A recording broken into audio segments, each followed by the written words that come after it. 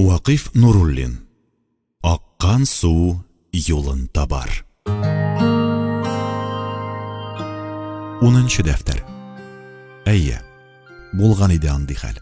Бер бик хәтәр сугыш вакытында безнең Казанка елгасы шикеллерәк суны ашыгыч кына кичкән чакта, ашыкмый хәл юк, чөнки ул чагында без дошманны түгел, дошман безне чигенергә мәҗбүр иткән иде.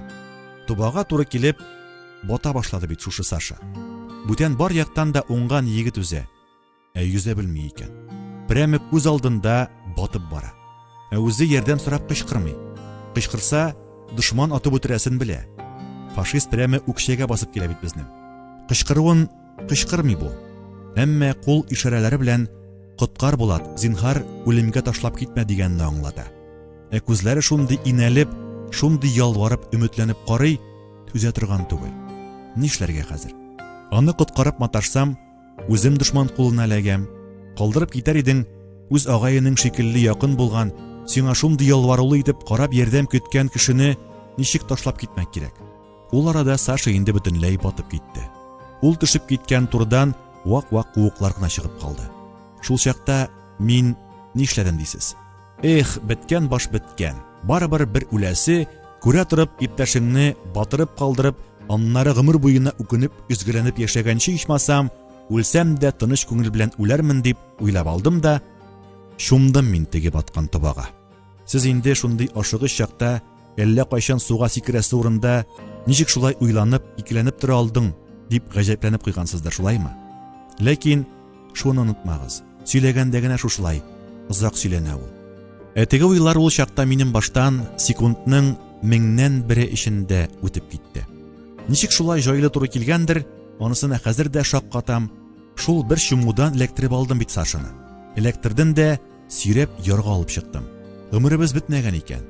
Безнең иптәшләрнең берсе минем суда мәтәвәкләнеп ятканны күреп алган да, яр башындагы агачлар артына посып, автоматтан атып, мин Сашаны су буеннан ярга алып менгәнче немецларны тоткарлап торган иде. Әнә шул вакыйганы әйтүе иде Сашаның. Ул чакта туба төбенә батып баруым искә төшкәндә, әле хәзер дә җаным өшеп, тәннәрем чымырдап куя. Син булмасаң, баш беткән иде Булат дус. Шул вакытлар искә төшкән саен, сине рәхмәт хисләре белән искә алам, диде ул, мине аркамнан кагып. Аннары üzелеп калган сүзне ялгап, атлар мәсьәләсенә күчте. Ул мәсьәләне булай сөйләшәбез. Син заводка 5 баш атыңны җибәрәсең, ә мин синең колхозга көн саен 10 мишкә барда биреп торачакмын. Ризамы шуңа ди? Мин 5 куллап риза да бит, Саша, мин әйтәм. Минем аркада үзеңә кыен туры килмәсме? Араларыбыз 17 чакрым гына булса да, икебез 2 өлкә кешеләре бит без. Ул Киров өлкәсенә карый торган завод директоры иде. Барда бит ул үзегезнең өлкә колхозларына да кирәктер. Анысы өчен борчылма, ди бу миңа. Сүз озайтып торырга урын калдырмаслык итеп. Икебез 2 өлкәдә яшәсәк тә, шул бер Советлар Союзы инде ул. Эшлим дип әйткәнмен икән, эшлим инде мин аны. Бушка түгел бит. Заводка утын ташырга да кирәк бит, ди. Сүзендә торды Саша. Яз җитеп, юллар өзелгәнгә тикле көн саен 10 мишкә барда биреп килде безнең тракторга. Барда дигән нәрсә, ат дигән хайван өчен сулудан бер генә дә ким түгел икән ул. Парландырып шул барда белән булгатып бирсәң, сулы саламын әйтмим дә инде, хәтта арыш саламының да бер төген дә калдырмыйча ашап бетерә икән ат. Саша дөрес әйткән. Барда ташып ашата башлагач, атна 10 көн эчендә тернәкләнеп китте безнең малкайлар. Язгы чәчүгә чыгар алдыннан алар инде гайрәтләнеп, кешнәшә үк башлаганнар иде. Шул елны язгы чәчүне безнең трактор Шәйхинең таңыннан 1 көн алда төгәлләде. Ул заман өчен 1 көн генә алдан тәмамлау әллә ни зур җиңү саналмый. Чөнки язгы чәчү кампаниясе 25 көнгә берәр айга сузыла. Кайбер алдынгырак хуҗалыклар чәчүләрен безнеке ише фәкыйрь колхозларга караганда 10 көн алдан бетерәләр иде. Хәзер генә ул чәчү срогын көнләп түгел, сәгатьләп, минутлап алдан билгеләп куябыз. Бу ел мәсәлән, безнең колхоз язгы чәчүне 5 көн ярымда тәмам итте. Алайда районда без беренче түгел, 5нче урынга гына чыга алдык әле. Әнә кая китте хәзер эшләр. Шулай да ул елны мин чәчүне Шәйхидән бер көн алдан тәмамлауга бик нык куандым. Чөнки председатель булгач, минем аны беренче тапкыр җиңүем иде. Тагын шунысы кызык, чәчүне уңышлы тәмамлавыбызны райкомның икенче секретаре дә үзенең шәхси уңышы сыманрак кабул иткән иде. Мин моны менә нәрсәдән чыгып әйтәм. Сводкадан карап, безнең колхозның чәчүе төгәлләнгәнен күргәндә шалтырата бу миңа. Ну вот, әйткән идем бит мин сиңа, булмаган фуражны райкомнан соранып йөрмә, үзең җайтап дип. Чәчүне әйбәт кенә башкарып чыккансың ич. Молодец, понимаешь, сүзне тыңлагансың, ди. Аның бу сүзләрендә мине мактаудан бигрәк үзен мактау күбрәк иде шикелле. Хәзер инде мине күргән сайын мыскыллы елмаерга ярата торган шәйхинең дә авызы ябылды. Ул миңа хәзер көнләшеп, кара янып карый башлады. Минем дә җан бар. Минем дә аны кытыклап алырга ният юк түгел. Төрттереп алырлык сәбәпләре дә бар. Сыерлары нәселле маллар булса да, колхозы дәүләткә сөт тапшыру буенча бездән артта бара. Язгы чәчү өстендә 3 аты йыгылып үлде. Яңа тишелеп чыккан бодай кырын билчән басып килә. Әйтәм бит, теләсәң аның да ачуын китерлек сәбәпләр байтак. Әмма иртәрәк иде әле. Көз җитеп, игеннәрне җыйнап алганны көтәргә кирәк иде. Дөнья бу. Байчакта кырлары янәшә торган ике колхозның берсенекенә гел дә кагылмыйча, икенчесенекен битереп, без сугып киткән хәлләрне дә беләбез. Көзгә әле ерак. Яңа тишелеп чыккан игеннәрнең үсеп тупсага утырасы, баш чыгарасы, сиркә ишрасы, орлыкланасы бар аңарчы. Кыскасы шул. Шайтан күңелне ничек кенә әйтеп вәсвәсәләндереп тормасын, шәйхигә тел тидерергә ярамый иде әле. Ихтимал, председатель булып, яңарак эшли башлаганга күрәдер, ул елдагы хәлләр күңелдә айруча нык уелып калган. Шул җәйдә мин үзем өчен дә, колхоз эше өчен дә бик мөһим тагын бер операция ясап ташладым. Ансы шабашниклар операциясе иде. Кыш киясе тунны җәен тигеп куйды халык. Мин дә шулайрак итәргә булдым.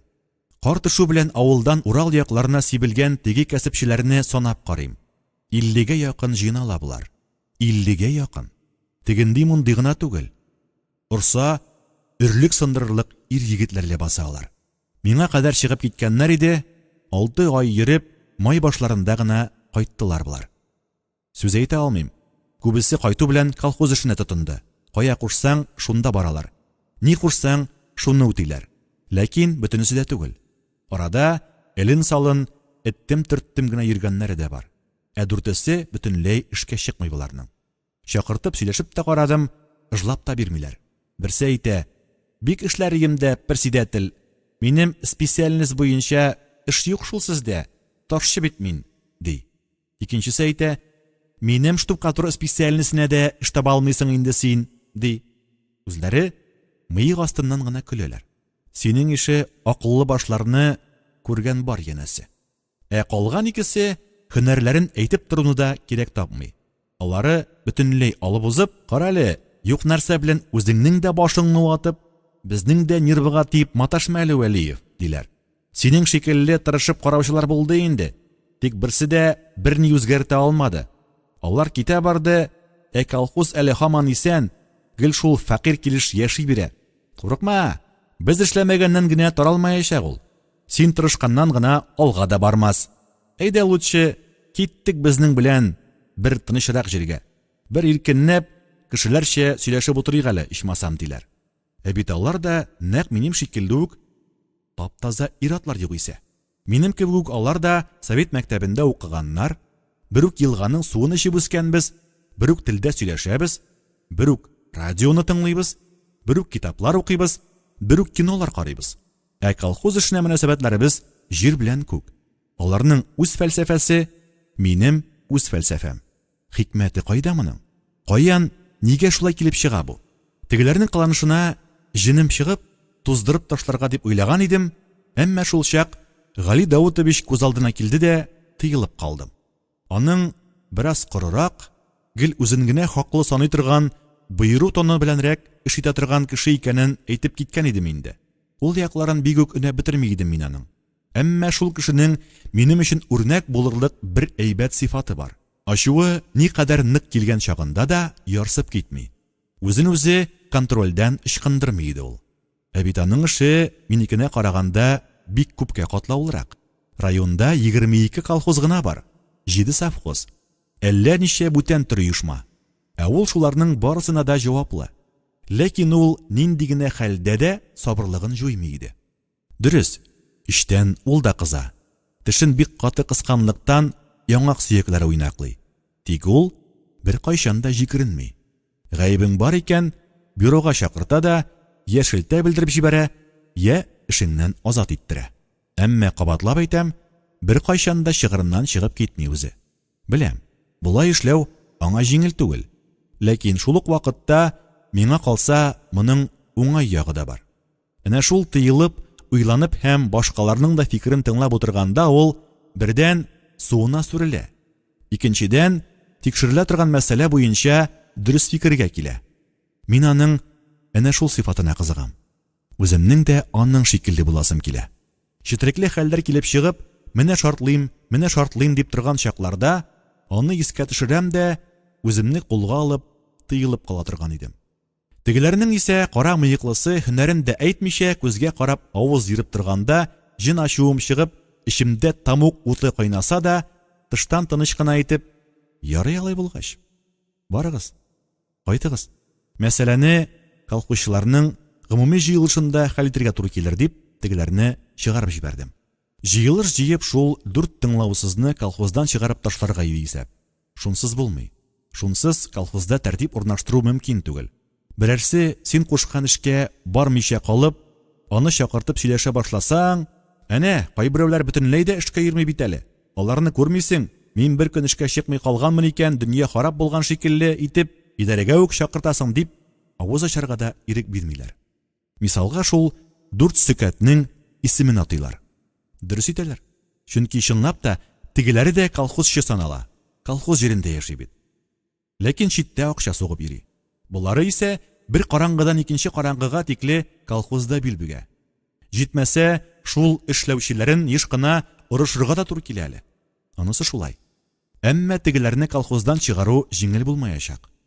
Монысын мин алдан ук сизеп тора идем. Авыл халкының холкын беләм.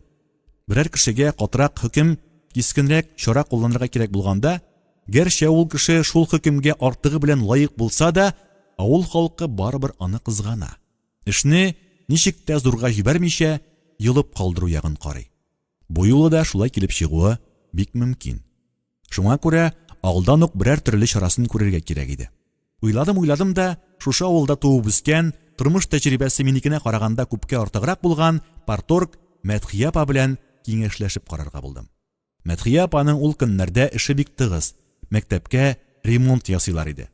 Шуңа аны идарәгә дәштереп тормадым, янына үзем бардым. Мин барганда ул ремонтчылар, укытучылар, җыештыручылар белән бергәләп, җиң сызганып эшләп йөри иде. Читкәрәк дәшеп алдым да, планымны сөйләп бирдем. Дөрес уйлыйсың, диде Мәдхия апа. Шунсыз безнең хуҗалыкта тәртип булмаячак. Тик менә тегеләрне колхоздан чыгарырга халык риза булыр микән соң? Белмим шул, Мәдхия апа. Шуңа киңәшкә дип килдем инде сезнең янга.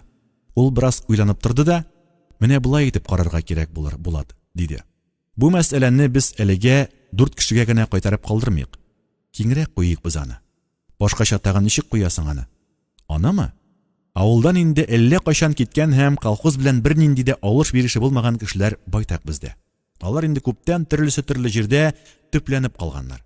Кайсы заводта, кайсы шахтада эшли, кайсы нефт чыгаруда, ләкин алар барысы да бүгенге көнгә кадәр колхозчылар исемлегендә йөри. Бит булай булырга тиеш түгел. Авылда яши торган, колхозда эшли торган кешеләр генә колхоз членнары булып саналырга тиеш. Җыелышта әнә шул фактически инде күптән колхоздан чыккан кешеләрне формаль яктан да колхоздан чыгару мәсьәләсен куярга кирәк. Шул исемлеккә тегеләрне дә теркәргә. Шулай эшләгәндә законлы да булыр, халыкның да тешенә артык тимичә генә үтеп китәр. Идарәгә кайтып санатып караган идем, колхоздан кендекләре өзелгән кешеләр 38 җан булып чыкты. Шуларга әлеге 4 акыллы башны да кушкач, 42гә җитте булар. Җыелышта докладны үзем ясадым. Башта колхоз хәлләренең гомуми торышы турында сөйләдем, аннары алда торган эшлисе эшләргә тукталып, аларны уңышлы итеп башкарып чыгу өчен барлык колхозчыларның да тырышып эшләве кирәклеген искә төшердем. Ләкин иптәшләр, дидем шуннан соң төп мәсьәләгә күчеп, кайберләрегез колхоз эшенә бик салкын, хәтта мин әйтер идем, төкереп карый, дидем мин. Теге 4 сөрхәнтәйнең исемнәрен атадым. Менә шундый, дидем, аннары исеме колхозчылар исемлегендә булып та, җисеме белән тик үз мәнфәгатьләрен генә кайгыртып йөрүчләр халыкка начар үрнәк күрсәтә. Шуңа күрә идарәнең колхозчылар исемлеген яңадан барлап чыгарга, анда тик чын мәгънәсендә колхозда эшләүчеләрне генә калдырырга кирәк булыр, дидем. Бик дөрес, күптән шулай кирәк иде, дип кычкырышты халык мине хуплап. Алайса мин әйтәм, сүзне озынга сузмый, иптәшләр. Колхозда эшләмәгән кешеләрнең исемлеген укыйк, дидем мин. Исемлекне уку өчен сүз партоешма секретаре Мәдхия Хамитовага бирелә. Я, кемдә нинди фикерләр, тәкъдимнәр бар, исемлеккә карата. Әйтәсен әйттек бит инде, дип җавап бирделәр. Тагын нәрсәсен тикшереп торасың инде аның? Яхшы, алайса тавышка куябыз. Кемдә кем шушы исемлеккә кергән кешеләрне колхоздан чыгарырга кирәк дип саный, кулларыгызны күтәрүне сорыйм.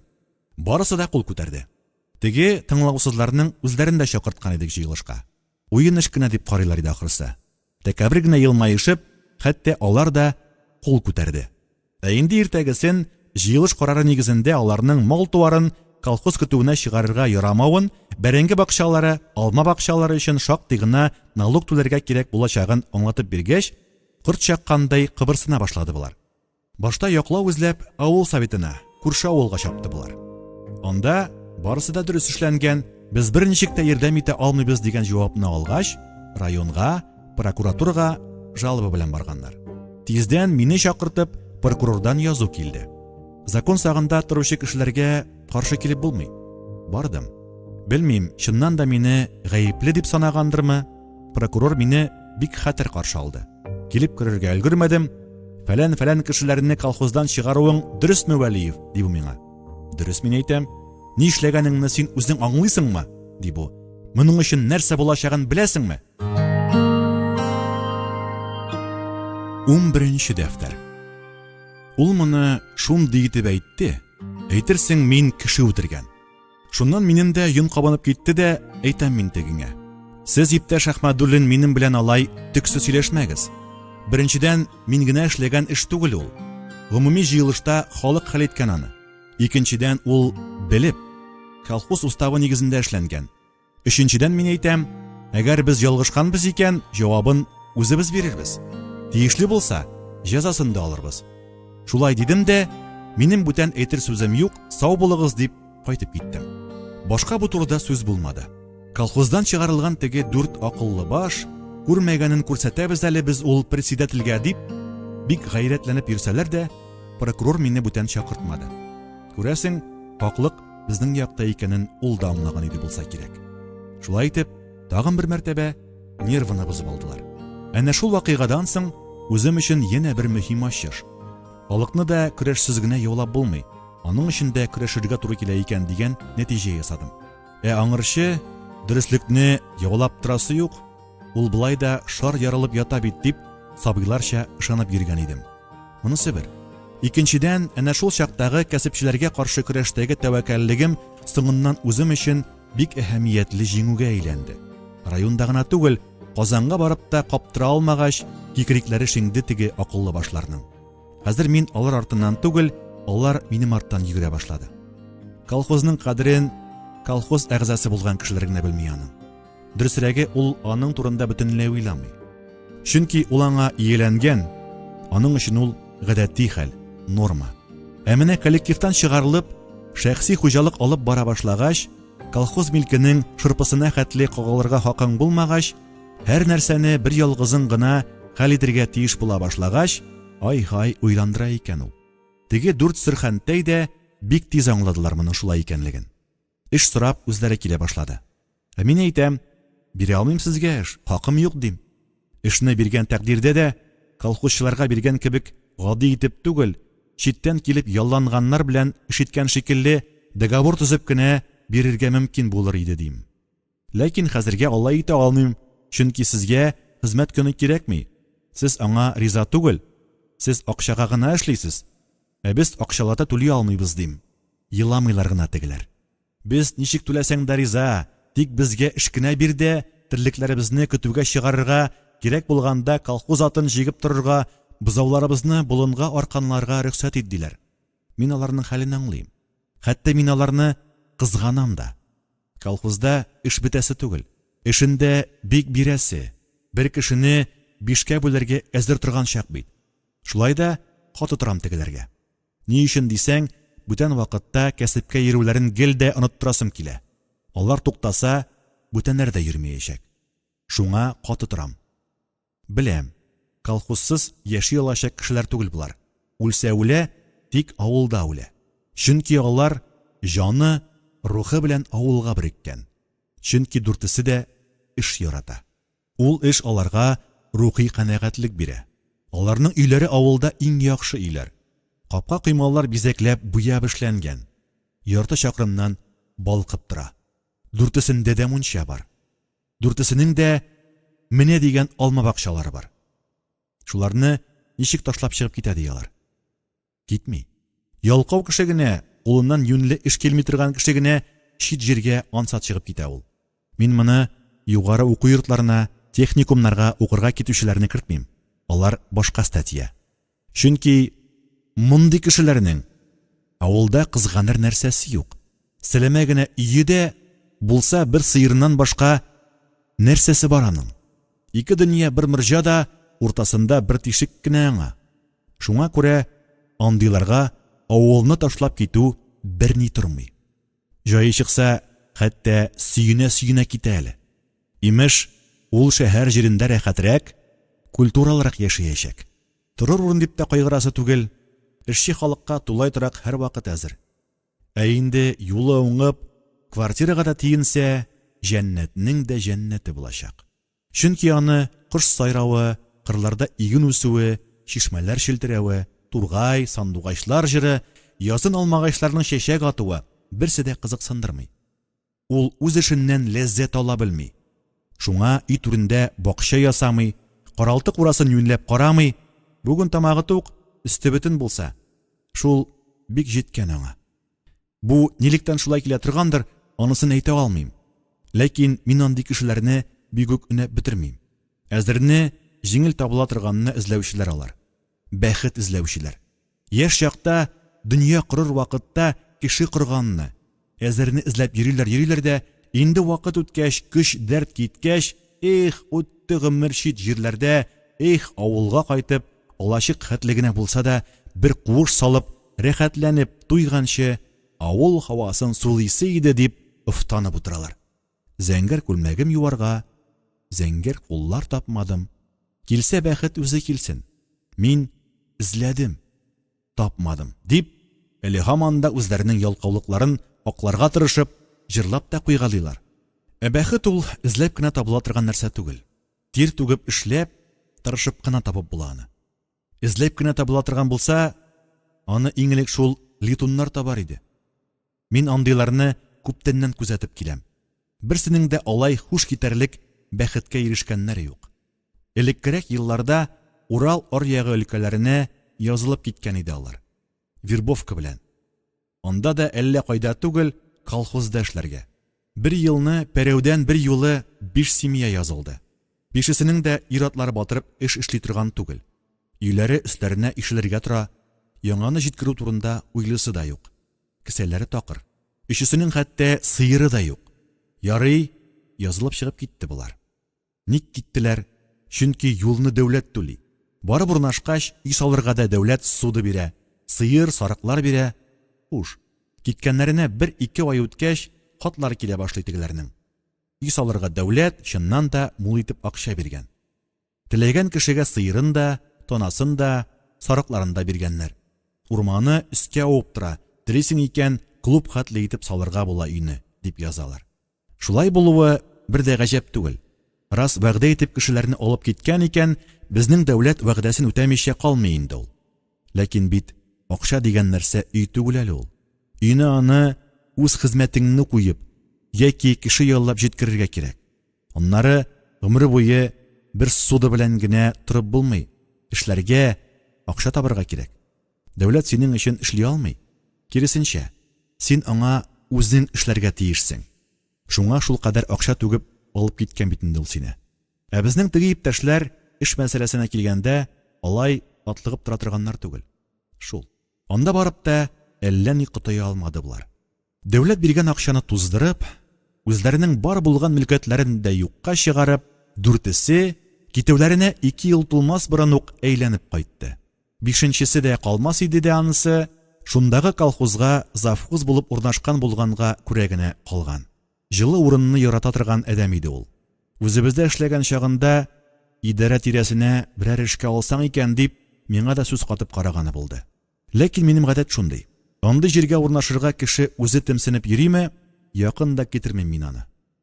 Чөнки үзенә файда эзләп йөри торган бәндә була ул. Урал аръягындагы колхозда завхоз булып калган теге кеше дә шундый булып чыкты ахырдан. Колхоз милкен үзләштергән өчен 6 елга утыртып куйганнар иде аны. Әйтәм бит, күңел биреп, намус белән тир чыгарып эшләмисең икән, хит син җәһәннәмнең тишегенә барып кер, анда да таба алмыйсың бәхетеңне. Андый бәхет эзләүчеләрне шактый күрдем мин үз гомеремдә. Мисалга, бер дә әллә кая барып торасы түгел. Үзебезнең КамАЗны алыйк. Сүз дә юк. Кирәкле төзелеш. Газеталарда язганча әйтеп әйтсәк, гасыр төзелеше ул. Әнә шул төзелешкә иң элек авыл җиреннән кемнәр китте? Әлеге дә баягы бәхетне эшләп түгел, эзләп табырга теләүчеләр. Күп акча артыннан куарга ярата торган литуннар китте анда. Мин моны үзебезнең колхоздан киткән кешеләр мисалыннан чыгып әйтәм. КамАЗ төзелеше башланган елны бер безнең колхоздан гына да 17 кеше киткән иде шунда. Мин монда әле һөнәр сайларга, һөнәргә өйрәнергә өлгермәгән, семья кормаган яшь җилкенчәкне алмыйм. Яңа зур төзелешләрдә нәкъ әнә шундый яшьләр эшләргә. Шунда алар үзләренә ошаган һөнәрне үзләштерергә, шунда бәхетләрен табып, семья корып, шунда төпләнеп калырга тиешле саныйм мин. Ә менә бу конкрет очракта мин инде семья корган, бала чагалары булган, әмма һаман ни семьясын, ни колхозны кинәндерлек эш майтара алмаган иратларны күздә тотып сүз алып барам. Әйе, безнең колхоздан 17 кеше китте алар КамАЗга. Әллә ашыкмыйсызмы егетләр дип караган идем, кулакларына да элмәделәр. Көләләр әле җитмәсә үземнән. Тота алмыйсың безне, председатель. КамАЗга китергә теләүчеләрне тотарга хакың юк, диләр. Ә син кайгырма артык безнең өчен. 1-2 елдан кайтабыз без. Барыбыз да Жигули алып авылга кунакка кайтабыз.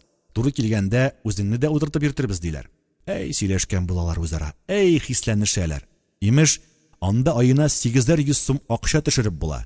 Имеш, анда эшләүчеләргә 2 ел эчендә Мәскәүчә төзелгән 12шәр катлы йортларда фатир бирәләр. Китте булар шулай итеп. Ләкин киткәннәренә ел да тулмас борын әйләнеп кайттылар да шыпырт кына колхозда эшли башладылар. Ни өчен шулай тиз әйләнеп кайттылармы? Чөнки берсе дә юньләп һөнәргә өйрәнмәгән. Берсе дә батырып эш эшләмәгән. Шуңа күрә буларга үзләре өметләнгән фатир да, аена 800 сум акча да тәтемәгән.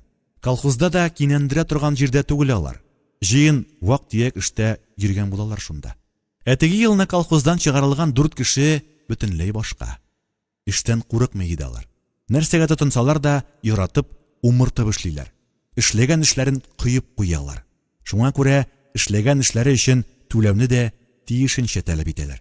Ә колхозның ул елларда һәр кемгә хезмәтенчә түли алырлык хәле юк иде әле. Шуңа тегеләр читкә чыгып, әйбәт кенә акча төшереп кайталар да, колхозда эленке салынкы гына йөриләр.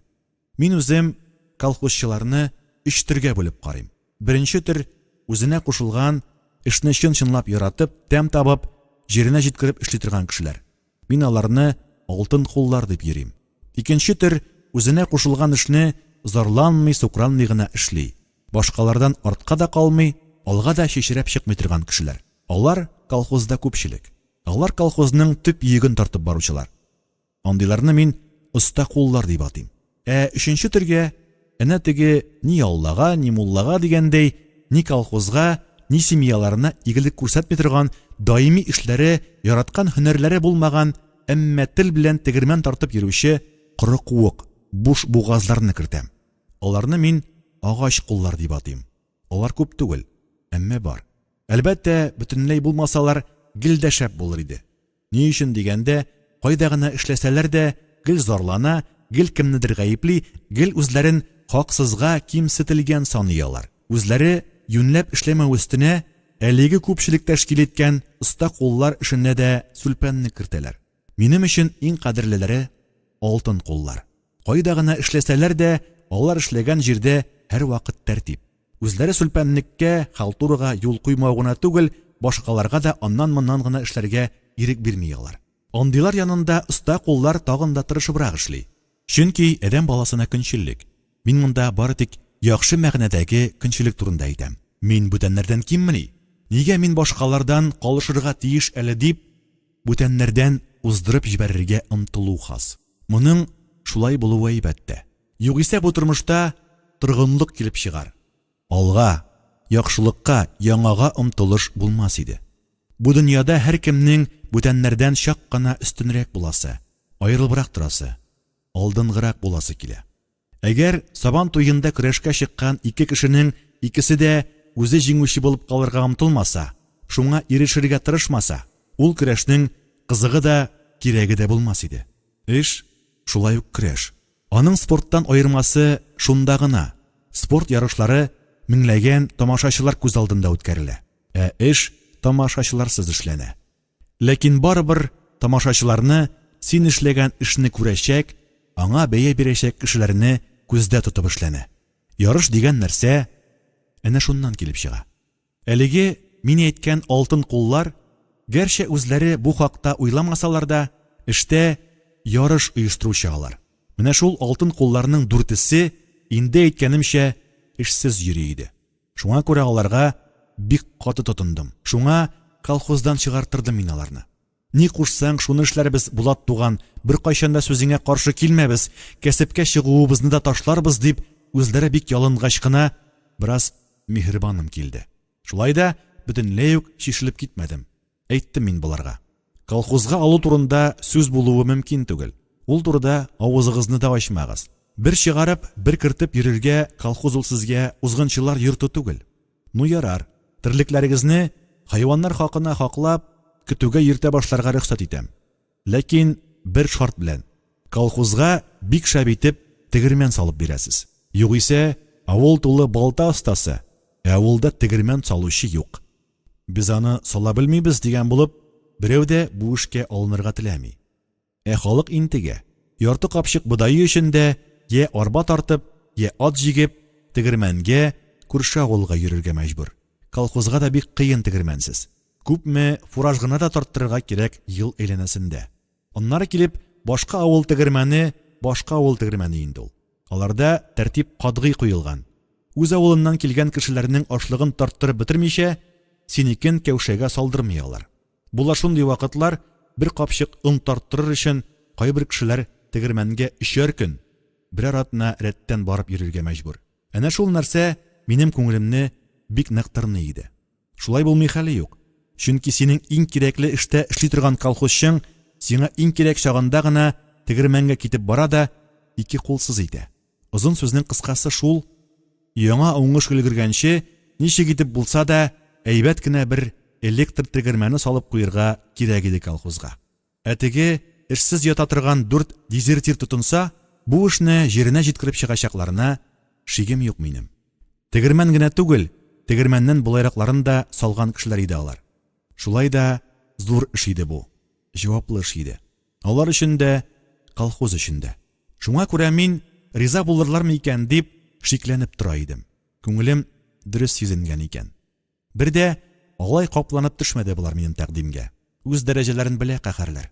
Шулай булуы гаҗәп тә түгел. Минем ишегенә председательләрне аз күргәнмен ялар. Аннары, әгәр инде эш зурга китеп, колхоздан чыгарылган килеш калганда да, әллә ни куркасы юк бит ул алтын кулларга. Тота да семьясын икенче бер колхозга алып китеп, шунда урнаша, гариза гына бирсеннәр. Аларны теләсә кайсы колхозга член итеп алачаклар. Шунысын да уйлыйм. Ләкин йомшаклык та күрсәтәсе килми. Йомшаклыгыңны сизеп алсалар, хәзер башкача сөйләшә башлаячаклар. Я мин әйтәм, тегеләр әле һаман бер-берсенә карашып дәшми торгач, сузмагыз, әйтегез сүзегезне. Минем сездән башка да эшләрем бетәсе түгел дим. Юк, килешергә ашыкмыйлар. Бераз гына киңәш табыш итеп алдык әле, дип, идарә булдырына чыгып, байтак кына сөйләшеп керделәр. Оннары арада иң остасы Мөстәгыйть исемлесе әйтә миңа. Без риза председатель, тегермән салып бирергә ди. Ну безнең 2 шартыбыз булыр сиңа. Иң элек безгә ярдәмгә тагын 3 кеше бирәсең. 4 генә алына алмыйбыз бу эшкә. Булдыра алмаганнан, Ильянда теләмәгәннән түгел. Но 4 генә алына алмыйбыз. Ни өчен дисәң, тегермән биек, кимендә 2 катлы йорт биеклегендә булырга тиеш. Ә синең безгә биреп торырга күтәрү краның юк. Тагын ким дигәндә дә 3 кеше кирәк булыр безгә ярдәмгә. Монысы бер. Икенчесе шул. Без мондый зур эшне синең хезмәт көненә эшли алмыйбыз. Акчалата түләргә кирәк булачак безгә. Күп сорамыйбыз. 7 кеше эшлибез икән, борын башына 1000 бирәсең. Шуңа өстәп 1000-ен мөгаришкә саласың да, бөтенесе буладыр шалкан бәясе 8000 тәңкә.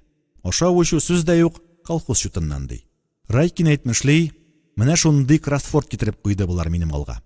Әлбәттә, колхозның бүгенге мөмкинлегеннән чыгып караганда, бер дә алай искитәрлек нәрсә юк монда. Тегермән хәтле тегермән, ә без аны зур итеп, вакын, крупчаткада тарта торган итеп эшләтмәкче идек. Салдыру өчен иске акча белән 8000 сум хезмәт хакы гел пүштәк кенә ул. Хәзер шундый тегермән өчен яңа акча белән 15000 түләргә кирәк булыр иде.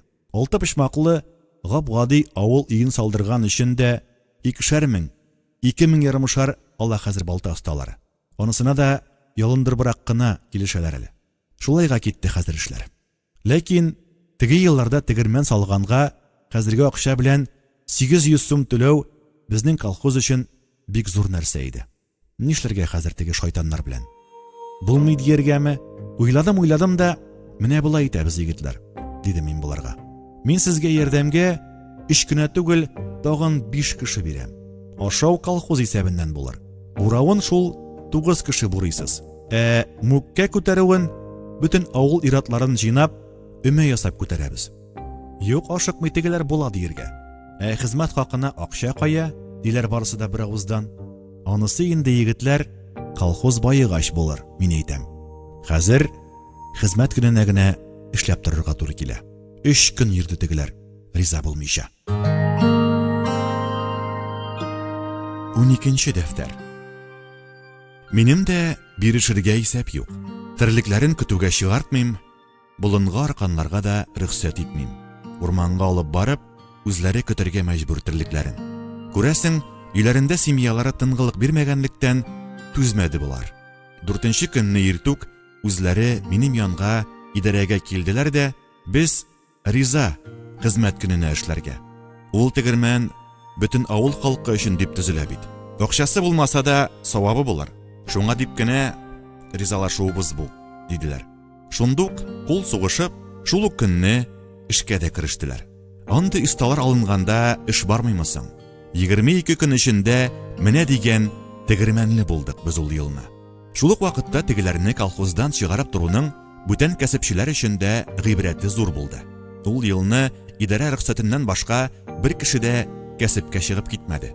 Тегеләр яңадан колхозга кабул ителеп, һәммәсе төзүчеләр бригадасына беркетелде. Берсе әле хәзердә төзүчеләр бригадиры булып эшләп йөри. Өчесе инде пенсиядә. Ул елны икмәк тә ару гына булды безнең. Алдан чәчеп калуның файдасы тиде. Арышны шәйхигә караганда центнер ярым чамасы, будайны исә 1.7 центнер артыграк алдык. Ләкин минең ул елны я ничек трактор белән бүтән тартышмыйсыңмы инде дип әйтә алмадым. Әйтергә ярамый иде. Чөнки мин ул елны районга мәгълүмат биргән чакта уртача уңышны нәкъ шәйхинеке хәтлегенә итеп күрсәтеп, артыгы хакында шауламаска булдым. Бу хакта тик завхоз белән хисапчы гына белә иде. Әйтергә онытканмын, теге эшкече завхозны эшеннән чыгарып, аның урынына белеме әллә ни булмаса да, ичмаса эшми торган кеше булыр дип, яшь кенә бер тол хатынны куйган идем. Куйган идем дигәнгә аптырамагыз. Андый эшне формаль яктан идарә утырышында хәл итсәләр дә, фактически соңгы сүз председательнеке була. Мин моның әллә ни гаебе дә юктыр дип уйлыйм. Әнә, дәүләт башына яңа премьер-министрлар килгәч, яңа кабинет төзеп, кабинетларына үзләре мәкъкүл күргән кешеләрне җыялар, һәм аларга беркем дә бер сүз әйтми. Колхоз председателе шулай ук үз колхозының премьер-министры бит инде ул. Шулай булгач монда бер дә алай шаккатырлык нәрсә юктыр дип саныйм.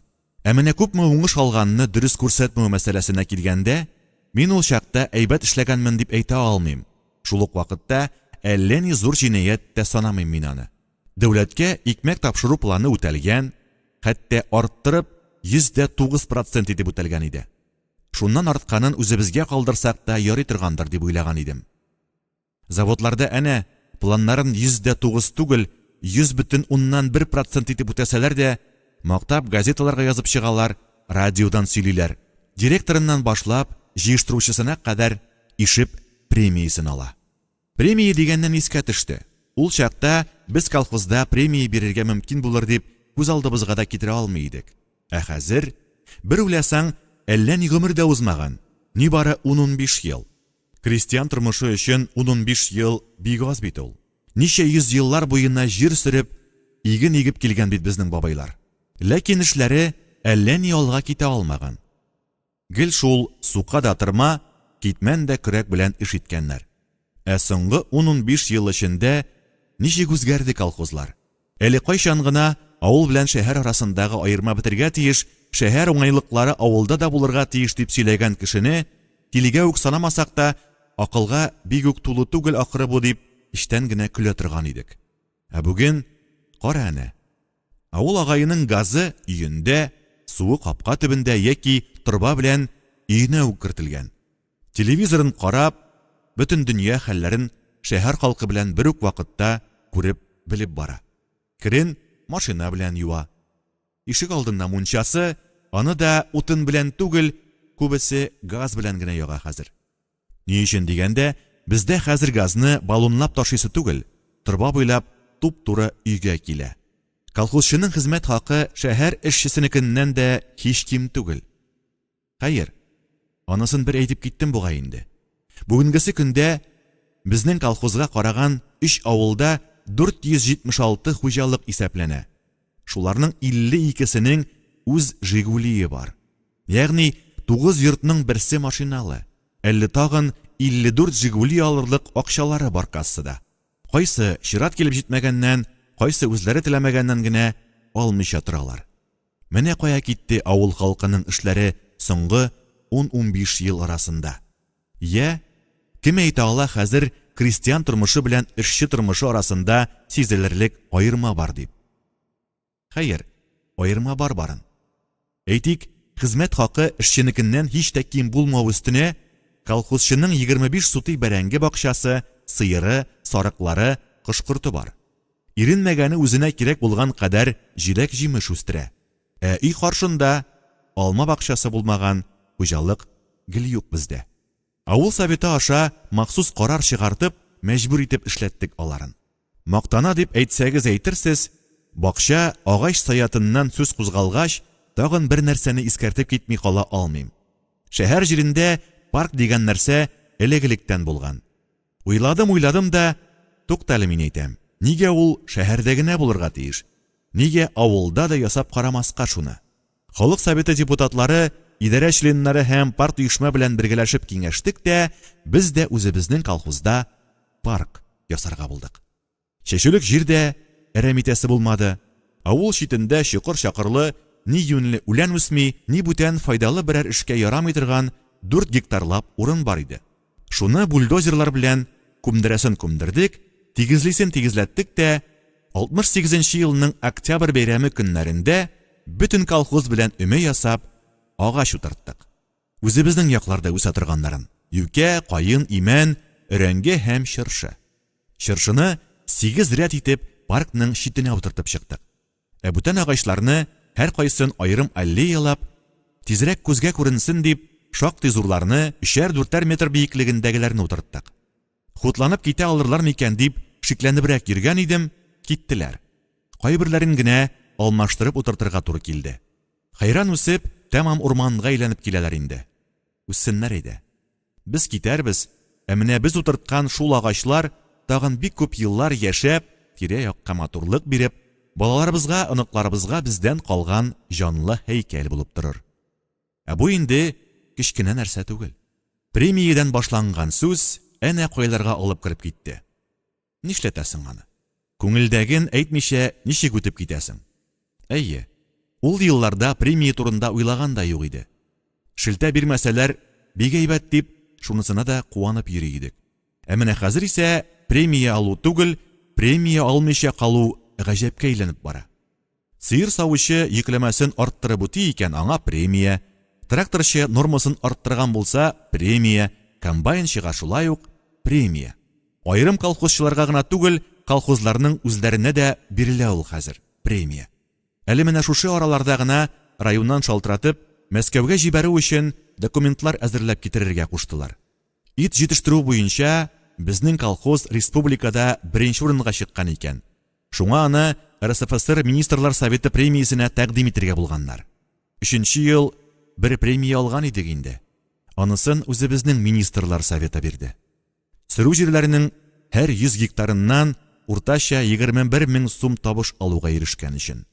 Премиясе 2000 сум иде. Министерствога барып, безнең акча булай да җитәрлек, сез ул премияне акчалата бирмәгез, машина кирәк безгә дип, бер йөк машинасы юллап кайттым.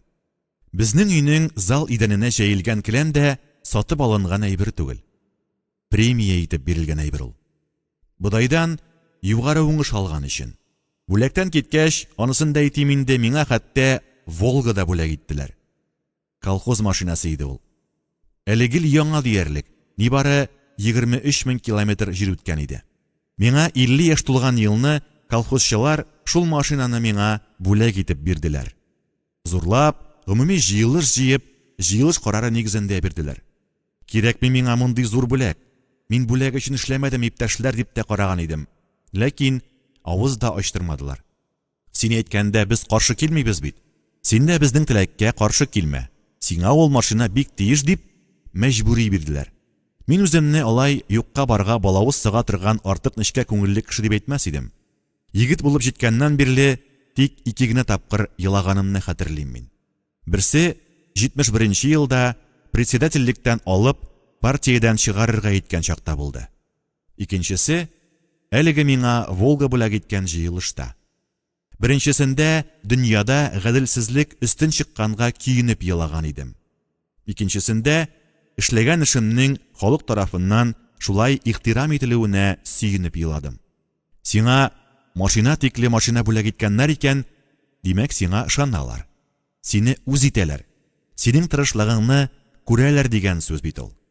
Халык хөрмәтен, халык рәхмәтен казанудан да зуррак тагын нәрсә бар бу дөньяда. Менә шулайга әйләнде эшләре Булат абзагызның. Ләкин кабатлап әйтәм, бу хәзер шулай.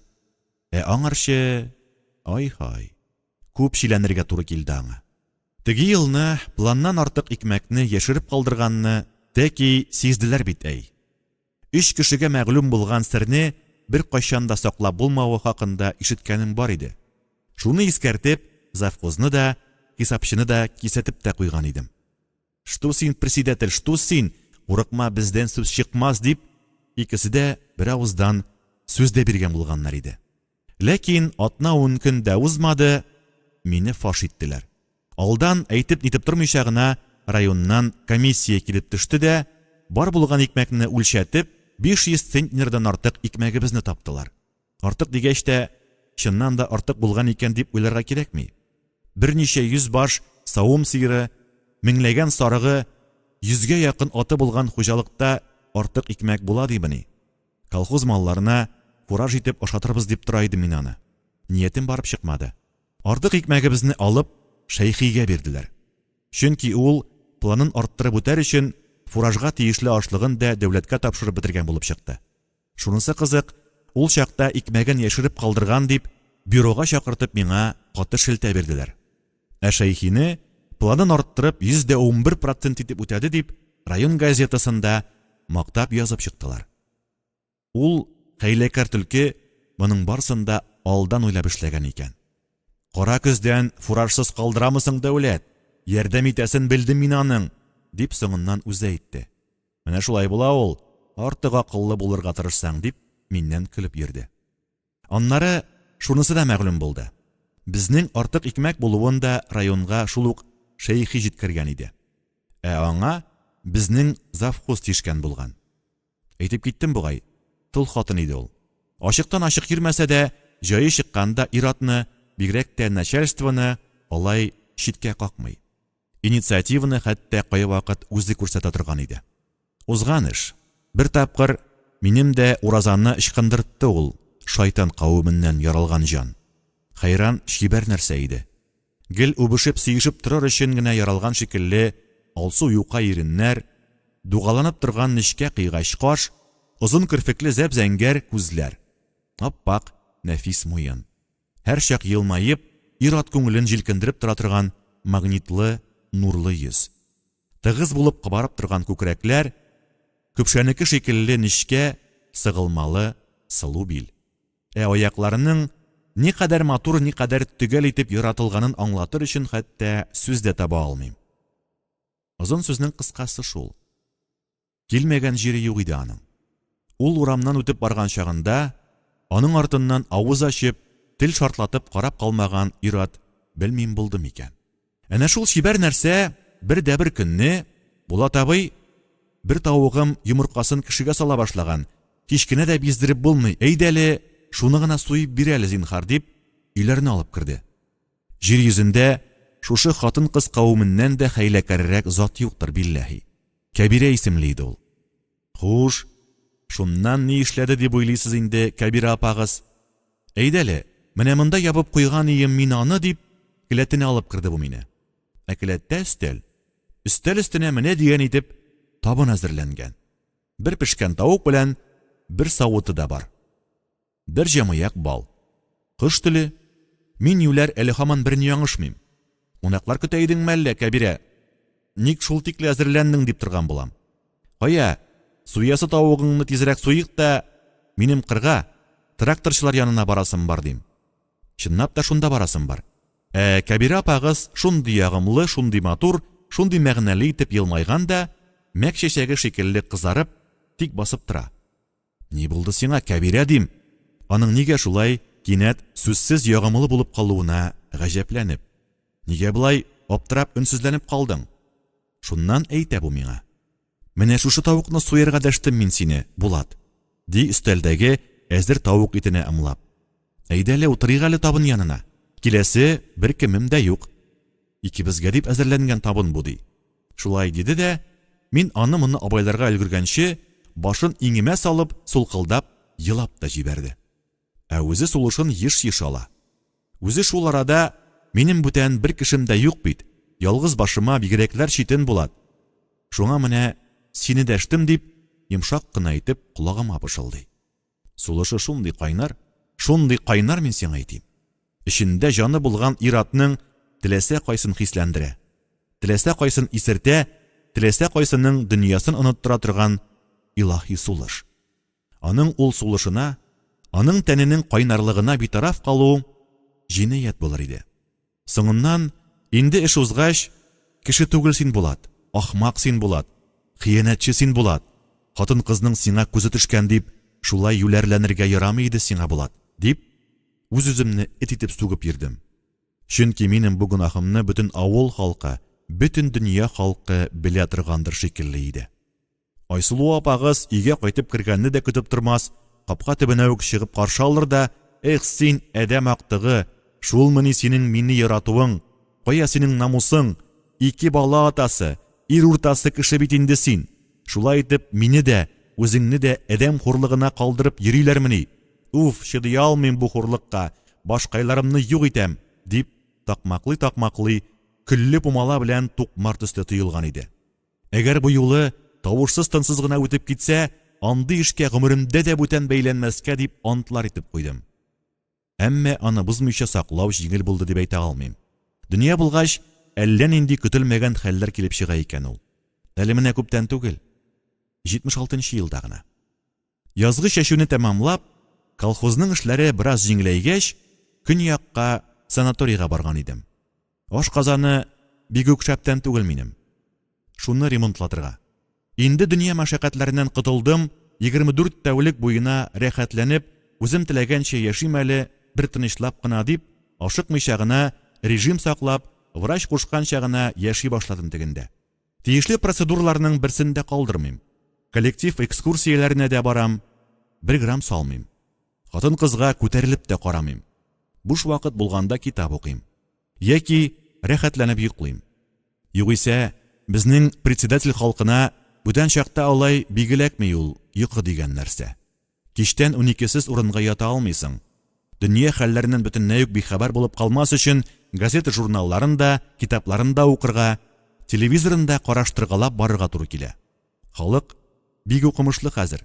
Чак кына йомшак ягыңны сизеп алдымы, шундук сиңа бүтәнчәрәк карый башлый. Аның белән аяк терәп сөйләшер өчен заман сулышын тыеп, заман белән бер аяктан атлап барырга син просто мәҗбүр. Югыйсә артка каласың. Югыйсә сине таптап китәчәкләр. Бүгенге көн председателе булып эшләү читтән карап торганда гына ансат. Читтән караганда гына рәхәт булып күренә ул. Утырып йөрергә җиңел машинаң булу, акыллы киңәш биреп, юл күрсәтеп бара торган партком секретаре булу, урын басарың булу, хуҗалыкның төрле тармакларында эш алып бару өчен югары белемле кадрларың булу сүз дә юк, бик әйбәт һәм бик мөһим нәрсәләр. Аларның председательгә ярдәме әйтеп бетергесез зур. Алардан башка бүгенге көндә хуҗалыкны алып барып та булмас иде. Ләкин председательнең эше белгечләргә акыл биреп, алар эшләгәнне күзәтеп, тикшереп тору белән генә чикләнми шул. Алар белән җитәкчелек итәр өчен ул тармактагы хәлләрнең иң элек председатель үзе бик яхшы белеп торырга тиеш. Белер өчен укырга, өйрәнергә кирәк. Юк, һич тә җиңел түгел бүгенге председательнең эше. Ул бер үзе, аның ни эшләгәнен 1000 кеше күзәтеп тора. Чак кына шунда ялгышлык җибәр. Сиңа инде ышаныч какшый. Үзеңә үк әйтмәсәләр дә мыек астыннан гына елмаеп йөриләр. Җае чыккач шуны искәртеп, шиметеп тә куйгалыйлар. Кайберләре хәтта синең өстән я газетага, я югары органнарга язып та җибәрә. Моның өчен аларны гаепләп тә булмый. Раз сиңа ышанып, шундый зур эшне тапшырганнар икән, рәхим итеп, син ул эшне тиешенчә алып бар. 13нче дәфтәр. Безнең бу заман шундый заман. Сиңа бер көн эчендә генә дә әллә кемнәр белән очрашырга, әллә кемнәр белән бәйләнешкә керергә туры килә. Артистлар ай сайын диярлек килми калмый. Алар белән сөйләшеп утырмыйча булмый, үпкәлиләр. Сөйләшә башласаң, алар үзләре уйнаган рольләр турында гәп кузгаталар. Минем фәлән спектакльдә уйнаганны күрдеңме? Фәлән җырны җырлаганны тыңлаганың бармы дип төпшенә башлыйлар.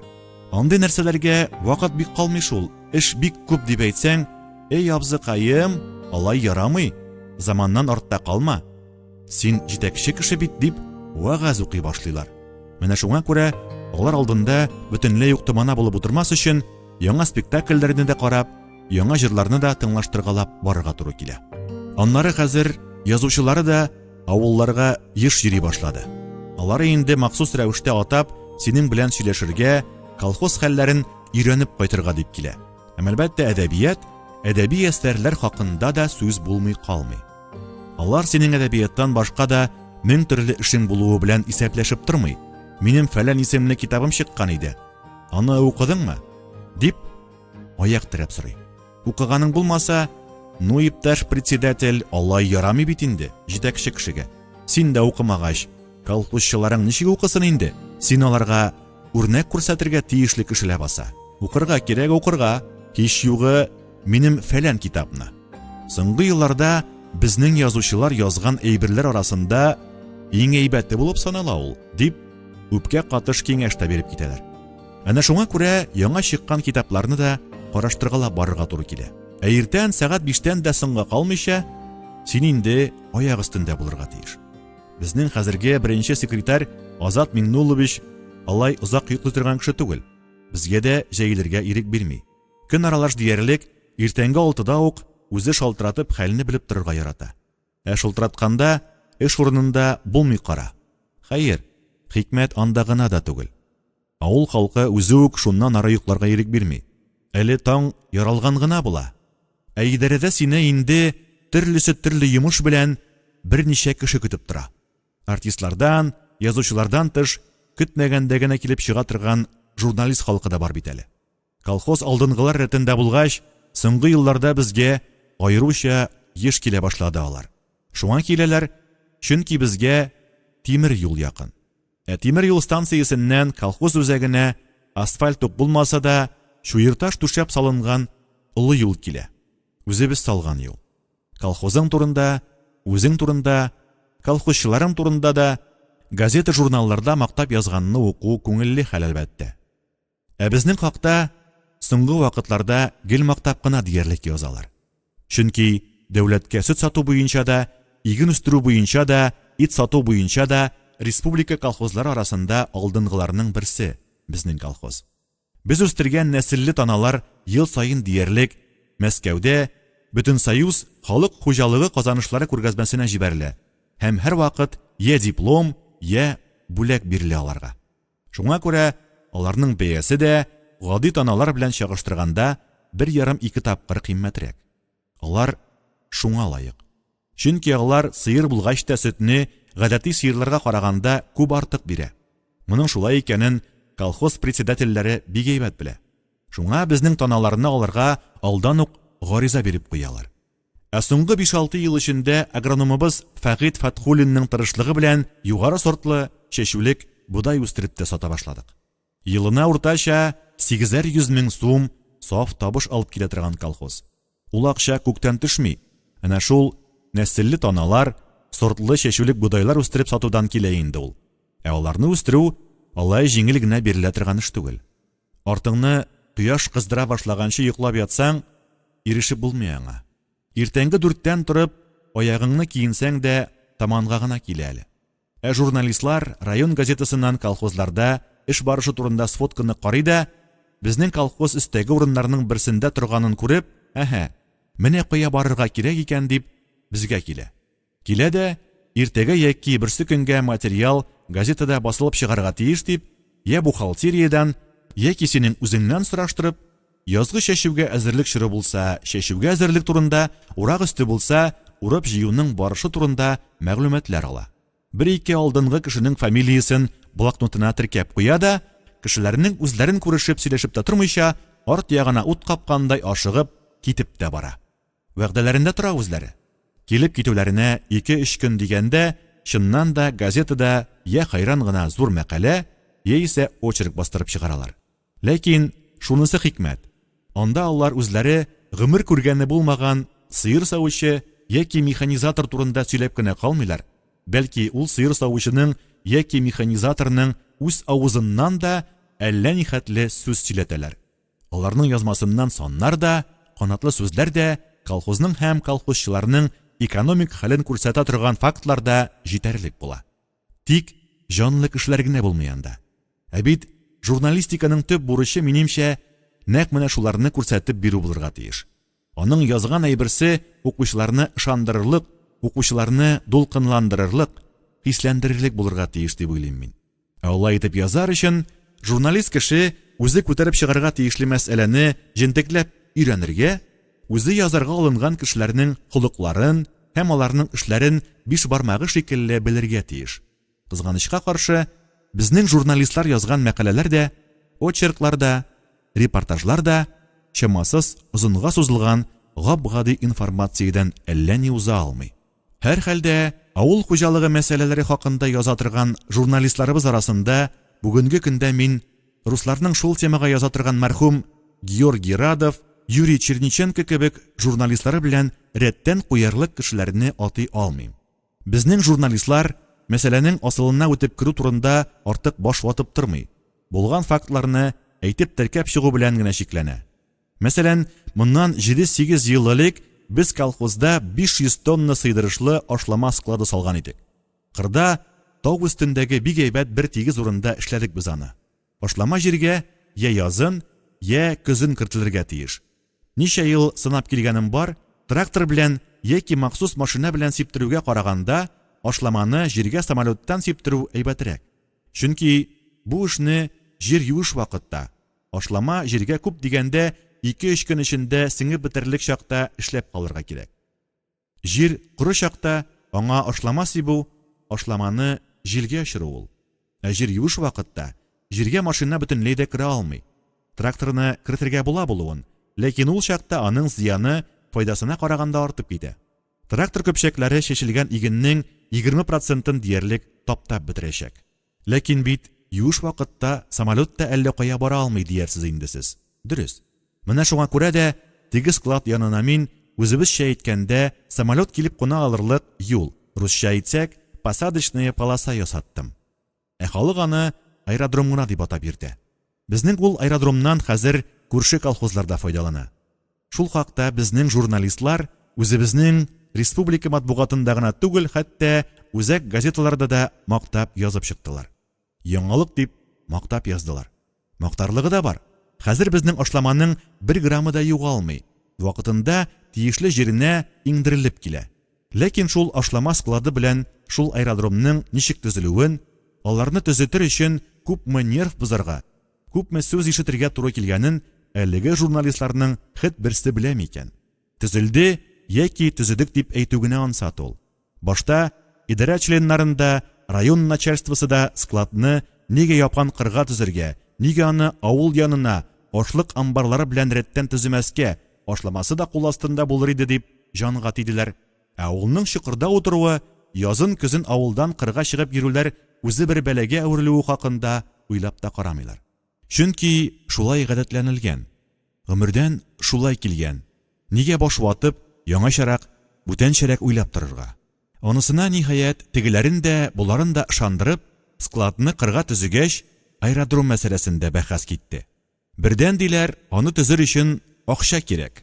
Икенчедән, колхозның никадәр сөрү җире елына нибары 5-6 көн эшләячәк самолет өчен әрәм китәчәк. Өченчедән, әнә, бүтән колхозлар аэродромсыз да яшәп киләләр бит әле. Шулай булгач, нигә гел безгә генә андый зур мәшәкатьләр кузгатып йөрергә? Инде Аллай трактор белән сиптерегәндә җир бузыла дисең икән, без аны кулдан тубал белән дә чәчеп бирербез диләр. Хәзер алар барысы да җае чыкса да, җае чыкмаса да безнең аэродром колхоз аэродромы дип горурланып йөриләр. Узган ел авылның бер кешесенә кинәт кенә катлаулы операция ясарга кирәк булып, Казаннан санитар самолет чакыртырга туры килгәч, ул кеше нәкъ менә шул үзебездә аэродром булу аркасында гына үлемнән коткарып калынгач, айруча үсеп китте аэродромның нәтиҗәсе. Ләкин бит аңарчы күпме чәч агартырга туры килде миңа. Ашлама димәктән, узган ел без үзебезнең кырларга 200 тоннага якын минераль ашлама керттек. Азмы бу, күпме бу? Безнең җирләрнең хаҗәтеннән чыгып караганда күп түгел. Тагын 100 тонна булса да, бер дә артык булмас иде әле. Районның бүтән колхозлары белән чагыштырып караганда, бу күп. Ни өчен? Чөнки ашламалар кирәк булганга караганда әлегә бик күпкә ким кайта. Мәсәлән, әлеге шул узган елны районның бер генә колхозына да 35-40 тоннадан артык ашлама эләкмәде. Район разнарядкасы буенча безгә дә 35 тонна гына билгеләнгән иде. Ләкин мин аны инде әйткәнемчә 200 тоннага якын итеп кайтарттым.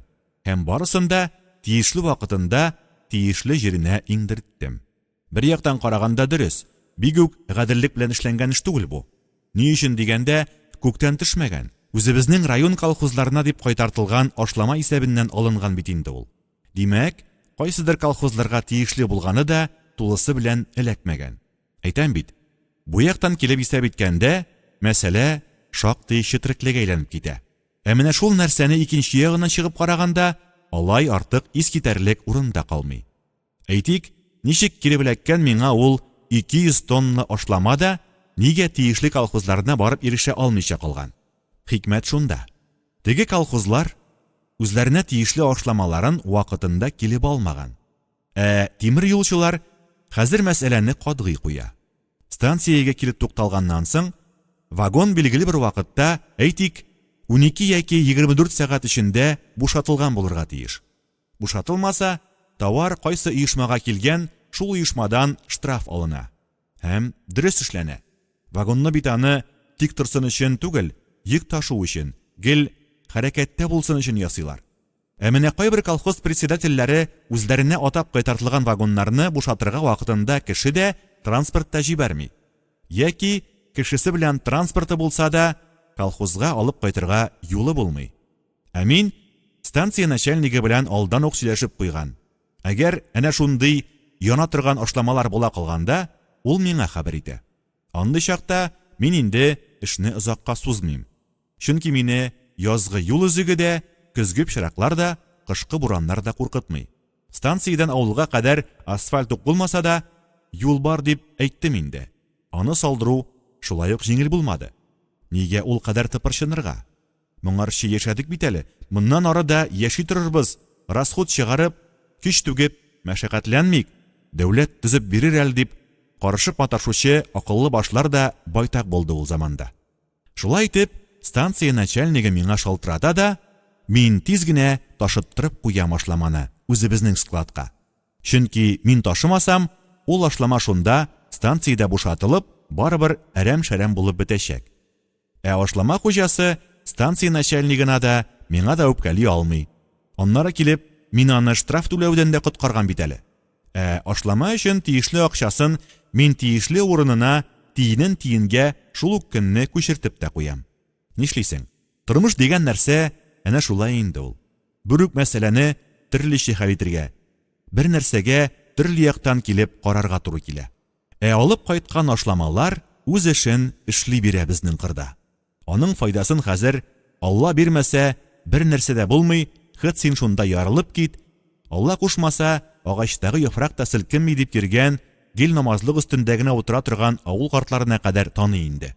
Ләкин аларны шушы хәлгә китереп җиткерер өчен күпме көч куелганын мин үзем генә беләм дә, картлар әйтмешли, бер Алла гына белә. Казаннан 1-2 көнгә килеп, инде әзер булган нәрсәләрне өстән генә карап китә торган журналистларга гына барысы да бик ансат эшләнгән шикелле тоела ул.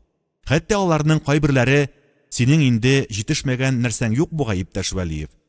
Хәзер сиңа иркенләбрәк, тынычлабрак, үз-үзеңне саклабрак эшләргә дә була торгандыр дип тә ычкындыралар. Читтән карап торганда ихтимал шулай тыйылгадыр да. Ләкин тормыш шундый нәрсә инде ул. Синең алга яңадан-яңа мәшәкатьләрне иеп кенә тора. Аның шулай булуы гаҗәп тә түгел. Ни өчен дигәндә, без кешеләр үзебез дә һаман үзгәрә барабыз. Бүген бик зур яңалык булып, камиллекнең соңгы ноктасы кебек күренгән нәрсәләр иртәгә булмаса 1 айдан, 1 елдан безнең өчен гилдә гадәти хәлгә әйләнеп кала. Алар урынына тагын да яңараклары, тагын да камилләрәкләре барлыкка килә тора. Әгәр син председатель кеше бер ирешкән ноктада тукталып, шуның белән канәгатьләнеп каласың икән, ул чакта син җитәкче буларак алга барудан туктыйсың гына түгел, ул чакта син бөтенләй тормозга әйләнәсең. Юк, безнең эштә әгәр син тормыштан артта калмыйм дисең икән, бер көн дип әйтмим, хәтта 1 сәгатьтә туктап, тынычланып калырга ярамый. Тынычланырга тормыш үзе үк юл куймый. Менә бүген январның 19-ы. Кара кыш уртасы. Авыл халкының тынычрак, иркенрәк чагы. Борчылырга бер нинди сәбәп тә юк шикелле. Колхозчыларның ягырына утыны бар, малларына пишәне саламы җитәрлек, икмәген кем күпме алырга тели шикләмәдек. Колхоз маллары өчен шулай ук кайгырасы түгел. Синажы да, пишәне дә, фуражы да, июнь башына тикле кар ятар булса да, җитәрлек әзерләнгән. Чәчүлек дип тә баш ватасы юк. Фәгыйть аларны 120% итеп, 20% ул бу була калса дип әзерләттереп куйдырды. Тракторларның да яртысыннан артыгы ремонттан чыкты инде. Бүтән эшләрдә зарланырлык түгел. Әмма мин күңелем тыныч дип әйтә алмыйм. Киресенчә, айруча нык борчылып йөрим әле бу араларда. Әйткән идем микән, үзебездә больница бар безнең. Быел июньдә ачылуына 10 ел тула. Аның бездә ачылуына мин үзем гаепле. Үзем теләп алган мәшәкать булды ул миңа. 69 елның башында председательләрнең чираттагы район киңәшмәсеннән соң райком секретаре безне бер тирәдәге 4 колхоз председателе белән район больницасының баш врачы Фарук Фаттаховны үз кабинетына алып кирде дә, сезнең төбәктә участок больницасы ачарга дигән фикер бар. Башта үз ихтиярыгызга куймакчы булдым. Кайсыгыз ул больницаның үз колхозында ачылуын телиеп тәшләр, диде. Дүртебез дә бер тавыштан мин телин дип җавап бирдек. Шуннан хәйләкәр генә итеп үз алдына елмаеп куйды да, әйтә бу безгә. Ләкин иптәшләр ди, бу мәсьәләнең бер читреклерәк ягы бар. Больница бинасын колхоз исәбенә төзетергә кирәк булачак ди. Бүтән якларын дәүләт тәэмин итә, әмма бинасын үзегезгә җиткерергә туры киләчәк ди. Ул шулай дигәч, гайрәте шиңде председательләрнең. Мин дә аптырап калдым. Ярый, дидем мин күңелдән генә үз-үземә. Син ул больницаны салдырдың да ди. Ул бит бер безнең авыл өчен генә булмый. Якын тирәдәге 6-7 авылга хезмәт күрсәтәчәк бит ул. Шулай булгач, нигә син генә төзеп азапланырга тиеш ди әле аны. Шул фикеремне секретарьга да әйттем. Бүтәннәр дә төрле сәбәп табып баш тартты. Шуннан соң Гали Даутович артык кыстап тормады. Мин аның шулай буласын алдан ук сизгән идем. Азактан сүзе булмасын, ник миңа әйтмәдегез, мин аны үзебездә салдырган булыр идем дип, соңыннан үзегез миңа үпкәләп йөрмәсен өчен генә әйттем мин моны сезгә.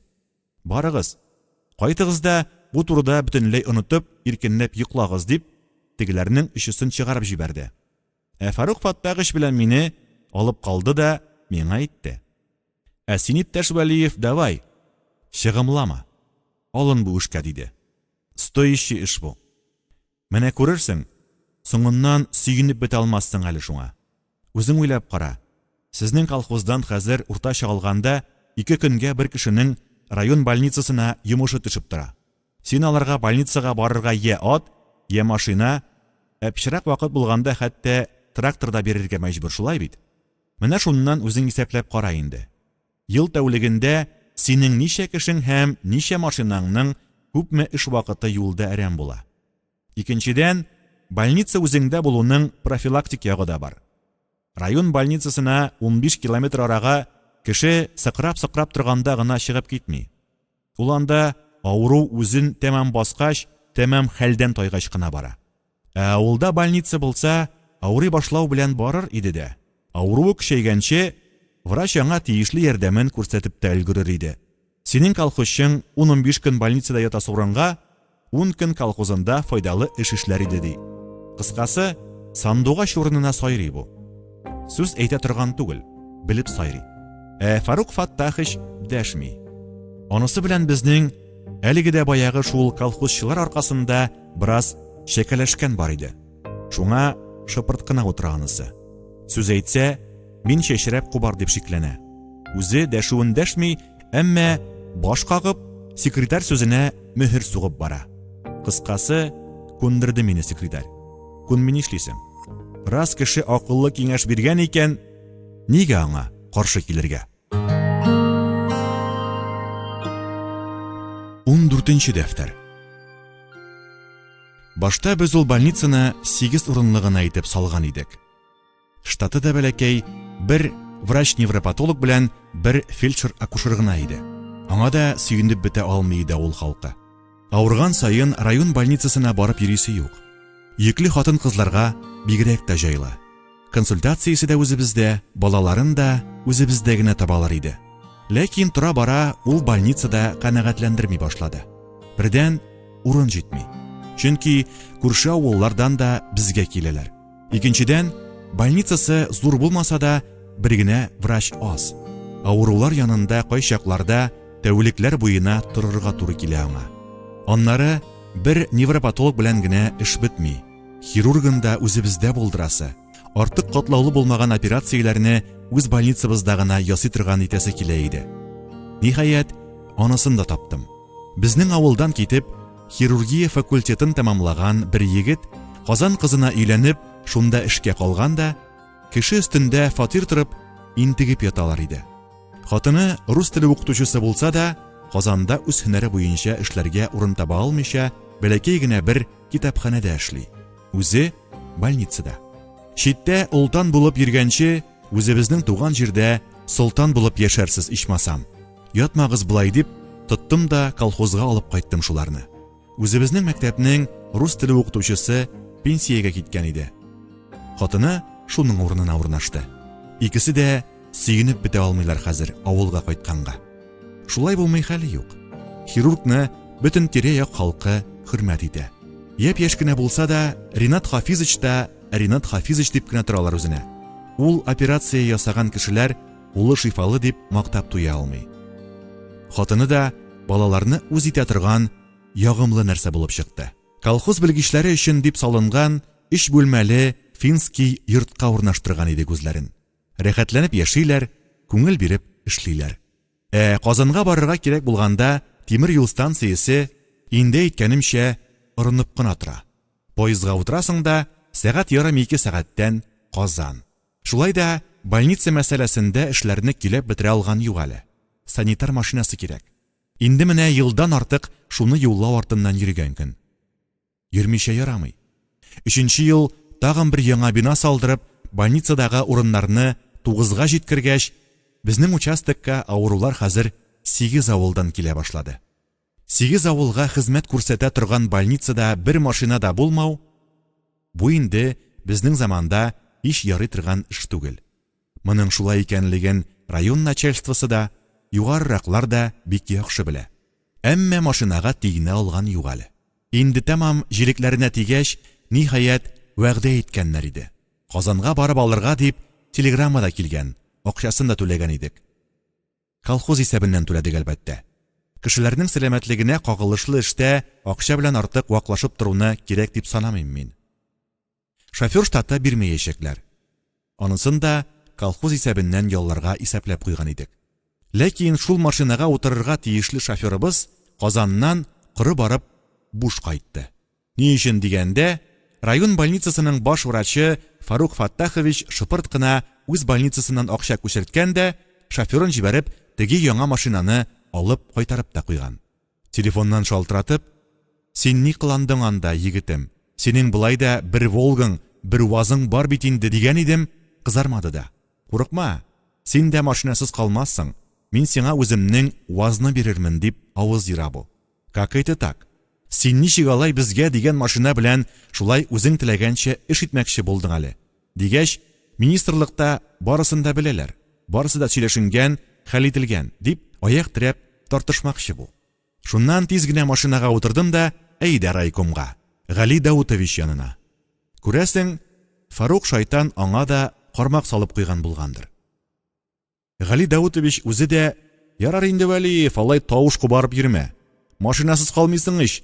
Машина урынына машина бирә ул сиңа" дип, тегенең ягын кайырга итеп маташа.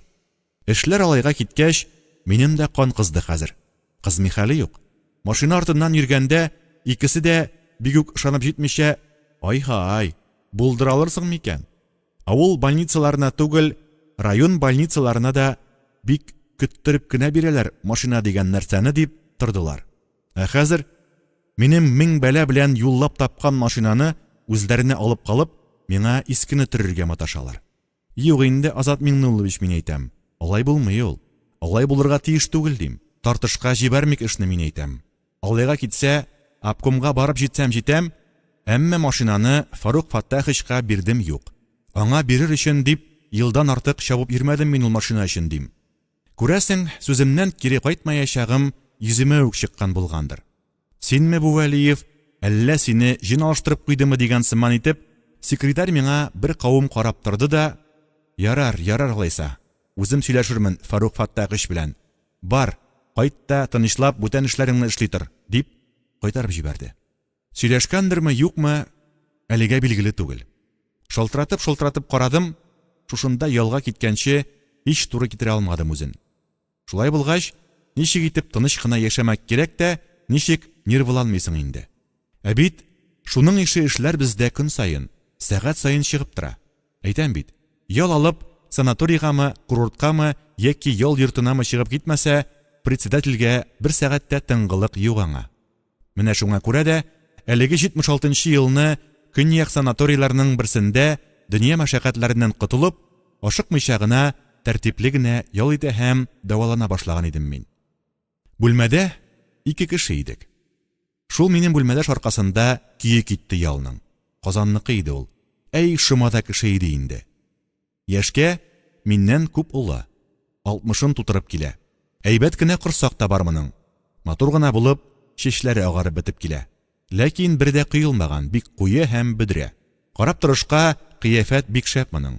Кара тут, түгәрәк йөз, таманча гына килешле борын, өстә инәдән җептән генә чыккан костюм. Ул елларда бик кадерле булган нейлон күлмәк.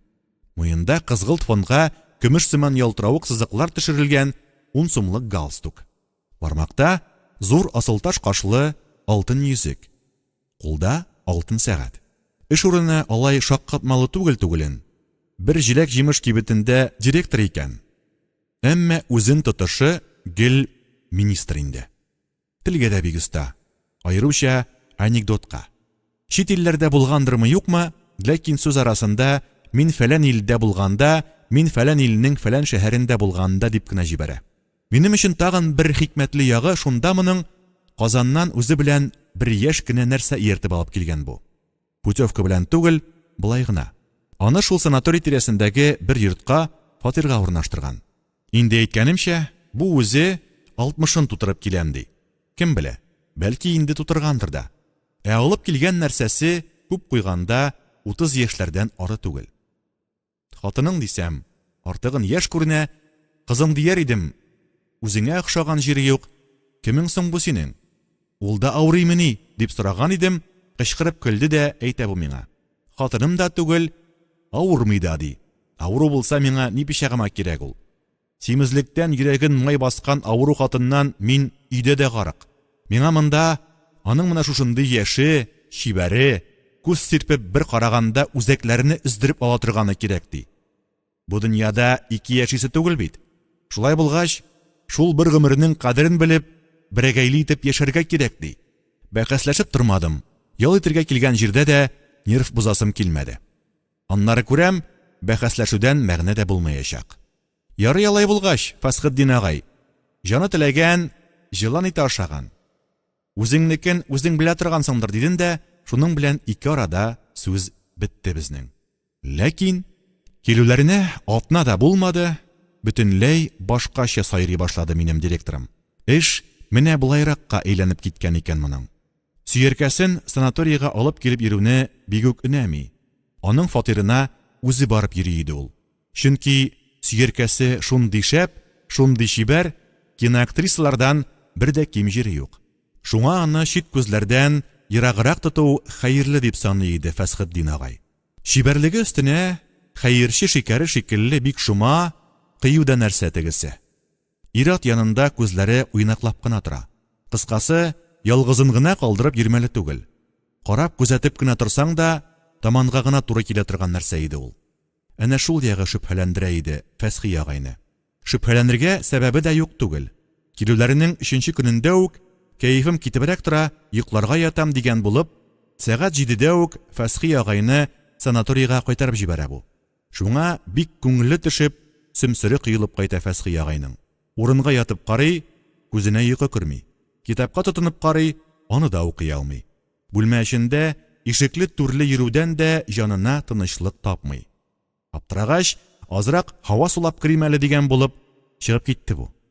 1 сәгать үтә, кайтмый. 2 сәгать үтә, юк. Инде мин берәр күңелсез хәлгә юлыктым икән әллә дип хафалана да башладым.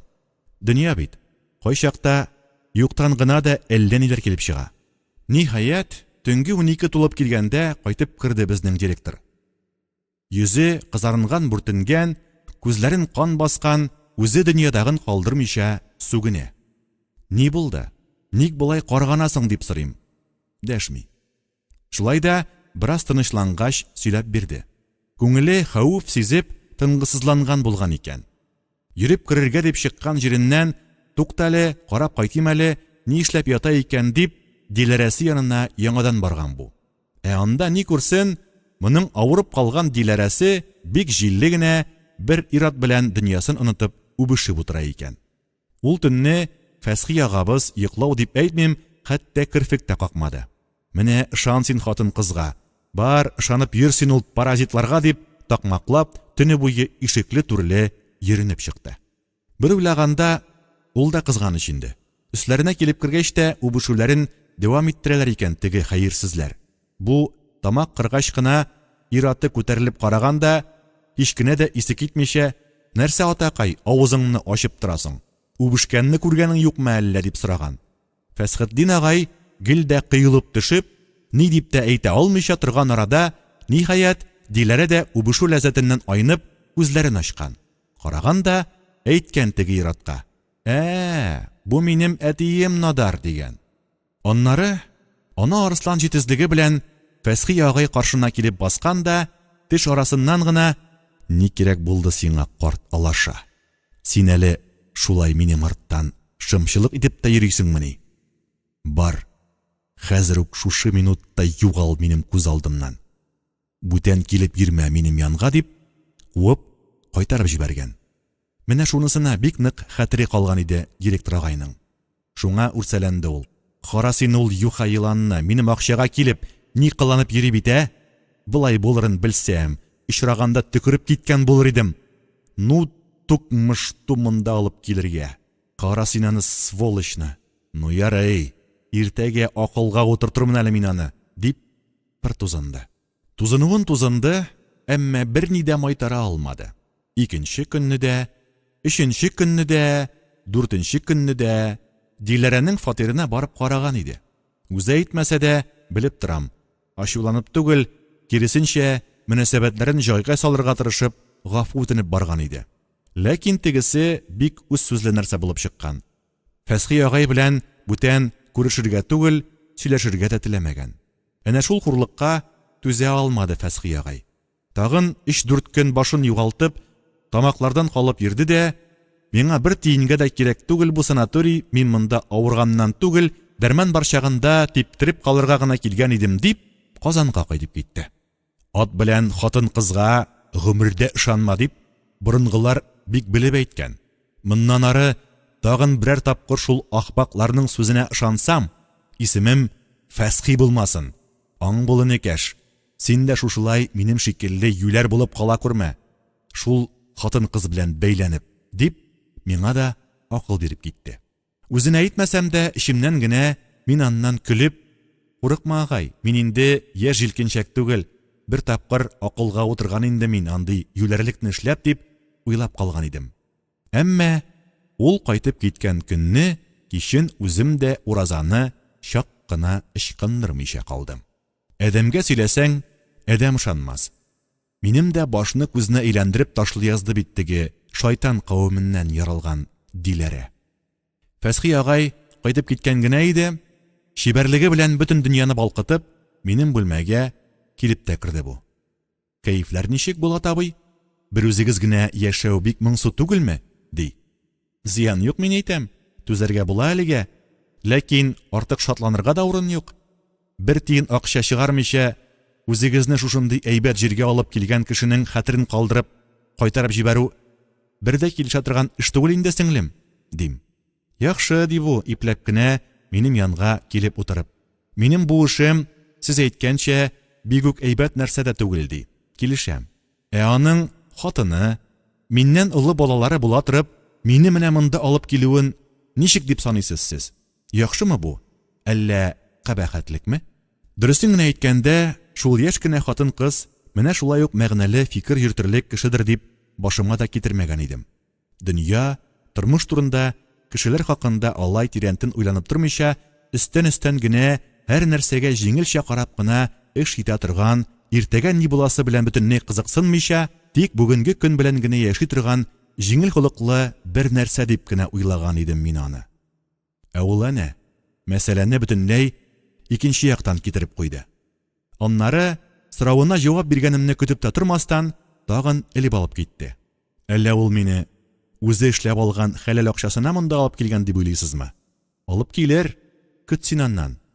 135 сум окладка алай сөйәркәләр иертеп йөреп булмый анда. Дәүләтне, хезмәт ияләрен алдап тапкан акчага шулай иркенләп, бугаз киереп йөри. Харам акчага йөри. Җиләк-җимеш кибете, бик беләсегез килсә, иң доходлы урын. Анда алар юлда бузылган дигән сылтау белән тоннылап списать итәләр җиләк-җимешне. Так вот, шулай булгач, мин үземне бу ишракта тырнак иши хәтле дә гаепле санамыйм. Мин килмәгән булсам, барбыр бүтән бер хатын кызны алып килер иде ул. Шиш менә аңар бу юлы. Үзен төп башына утыртып кайтарып җибәрдем мин аның. Һәм моның өчен мине ырышырга түгел. Моның өчен миңа һәйкәл куярга кирәк, бик беләсегез килсә. Закон әле аны кайчан җәзага тарта? Әллә тарта, әллә юк, анысы да билгесез. Әллә ни гомер дәүләтне һәм халыкны алдап яшәп тә, исән-имин персональный пенсиягә чыгучылар юк дип беләсезме әллә? Ә мин ичмаса аны менә хәзер үк җәзага тарттым. Тапкан юк исә җүләр. Гыжгылдап беткән көенә үзенең кызыннан яшерәк булган чибәр хатын белән типтереп кайтмакчы. Диләрәнең бу сүзләрен тыңлаганда, ачылган авызымны ябарга онытып тора идем, ул никтер үз алдына кычкырып көлеп куйды да, ары таба дәвам итте. Теге ул күргән кеше белән кызык итеп, уен ясап кына йөрдем мин. Әкәмәт тә халык инде бу иратлар. Хатын-кыз күрсәләр, күзләре тона, дөньяларын оныталар. Әгәр инде ул хатын-кызның кыяфәте дә чибәр булса, бетте. Тәмукның үзенә барып керергә әзер булалар аның артыннан. Берни белән дә исәпләшеп тормыйлар. Менә шул минем арттан чапкан нодарны гына ал. 3 көн бөтенләй эшенә бармады. Ни дип җавап бирерсең дигән идем, иседә китми. Синең өчен мин 3 көн түгел, 3 ай эшкә бармасам да үкенмим ди. Ә бу 3 көн йөрүндә больничный алдым инде мин ул көннәргә ди. Миңа менә шушы колагымдагы алтын алкаларны бүләк итте. 2 тапкыр ресторанга алып барды. Бер көн көне буе таулар арасында йөрдек. Теләсәң, бер кичне Мәскәүгә алып барып, зур театрда спектакльдә карап кайтырга була дигән иде дә, теләмәдем генә. Ә бит үзенең өендә хатыны, 3 баласы бар кабихның. Хатынына алтын алка алып биргәне юктыр әле шуның. Их, яратмыйм да инде сирелчек ирләрне. Әгәр рөхсәт итсәләр, тә итмичә, барысын да тотып атар идем, честное слово, атар идем менә. Кулыма пулемет алыр идем дә, тра-та-та-та-та-та. Ул буларны шундый ихластан сөйләде ки, мин хәзер буш килеп, коры кайтып киткән Фәсхи агайны кызганмыйм гына түгел, киресенчә, аңа карата күңелемдә нәфрәт хисе туган иде. Алымы бөтенләй үк гадел булмаса да, бу хатын дөрес эшләгән шикелле иде миңа хәзер. Мин аның шундый кыюлыгына хәйран калып утыра идем. Шул арада кинәт кенә бер сүз әйтеп салып, ул мине гел гипнозлап ук куйды. Ә менә сез күрәм, андый түгел Булат абый. Нәкъ менә шуңа күрә мин сезне тегеләргә караганда 100 тапкыр күбрәк ышатам, диде ул, тагын миңа табарак елышып. Шунда миңа я бөтенләй дәшми генә каласы, я комплиментыгыз өчен рәхмәт дип кенә котыласы бит инде. Ләкин юк. Телне тиеп калып булмады. Сез алай ук җәелеп китмәгез әле сеңлем. Ни әйтсәң дә, мин дә шул ират затыннан бит әле. Минем дә хисләнеп китеп, гайрәтегезне чигерүем бар дип ычкындырдым. Шул җитә калды теге шайтан кавымыннан яралган нәрсәгә. Юк, үтерсәгез дә ышанмыйм булмый сездән, кулыгыздан килми сезнең андый эш, дип тора бу, авызын йырып. Ә үзе шәп шайтан алгыры. Бер кашык су белән кабып йотарлык дип, әнә шундый чибәрләр хакында әйтәләрдер инде ул. Чыннан да кабып йотарга әзер мин тегенә. Шулай да ашыкма Булат. Юләрлеккә бирелмә дип, күңелгә килгән шашкын хисләрне тизгенләп торам. Дөресен әйтим, бик авырлык белән генә тизгенләп торам. Әнә шул шайтаны хистән тизрәк котылу өчен әйтәм мин моңа.